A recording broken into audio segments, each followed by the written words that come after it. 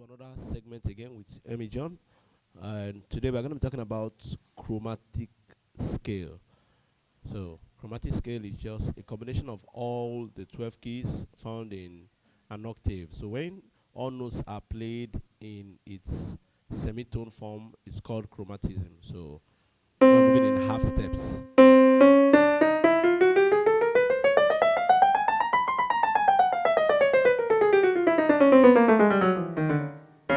It's called chromatic scale. So we are moving in half step. It's called chromatic scale. So half step movements from C to C sharp is a half step. From C sharp to D is a half step. From D to D sharp is half step. So when I'm moving in half step movements or semitones, it's called chromatism. Now, what finger placement do we use?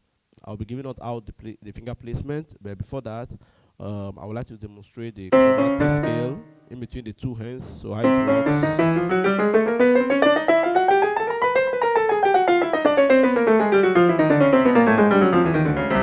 that's the chromatic scale. It helps your finger for the sake of flexibility. So for some certain movements, chromatic scale is very important. So chromatic movements.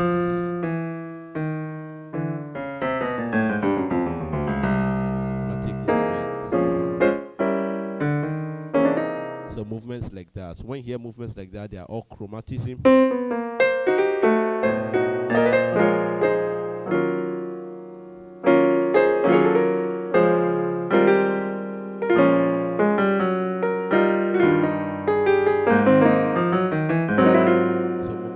They're all chromatism.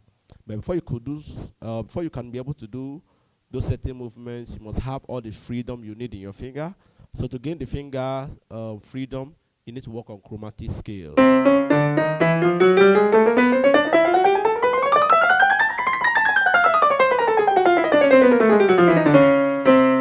that is chromatic scale. So now, let's go straight to the point. What finger placement am I using? For the key of C, or when playing chromatism, we use 1. Don't forget our finger placement is 1, 2, 3, 4, 5. The thumb is always your 1. The thumb is always your 1. So I'm doing 1, 2, 3, 4, 5. So I'm doing 1, 3, 1, 3, 1, 2, 3, 1, 3, 1, 3, 1, 2. One more time again. 1, 3, 1, 3, 1, 2, 3, 1, 3, 1, 3, 1, 2, 3, 1, 3, 1, 2, 3, 1, 3, 1, 3, 1, 2. That is basically it. So for the left hand, I'm using, since this is our 1, 2, 3, 4, 5, the thumb is always a 1.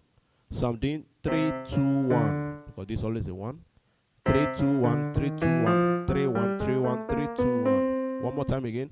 3, 2, 1, 3, 2, 1, 3, 1, 3, 1, 3, 2, 1, 3, 2, 1, 3, 1, 3, 2, 1, 3, 1, 3, 1, 3, 2, 1, 3, 1, 3, 2, 1, 3, 1, 3, 1, 3, 2, 1.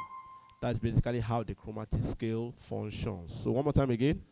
I have for my right hand as 1, 3, 1, 3, 1, 2, 3, 1, 3, 1, 3, 1, 2.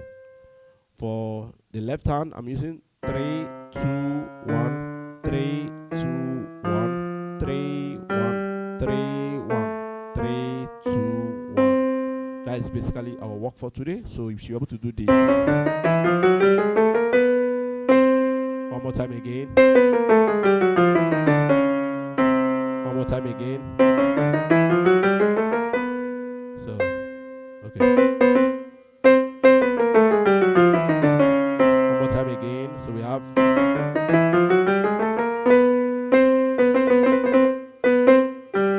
So, yeah. So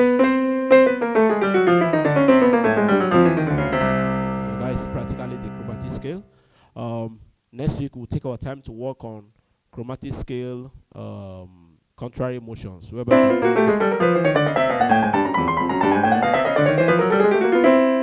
are also part of chromatic scale that will really help you. Then you could take time to work on them on all keys. Maybe start from C sharp. So like that. So to basically help you. Thank you so much. Take your time to work on the chromatic scale. It's a very easy. It's okay. Let's say it's a bit difficult, but very easy. Take your time to keep practicing it. Make sure you build it until by memory you can recall and play the chromatic scale freely on any key. And then do not forget, drop 2 masterclass is still on, and for the same time 6 months intensive piano training is still on. Join up and register now. Thank you. See you next week Friday.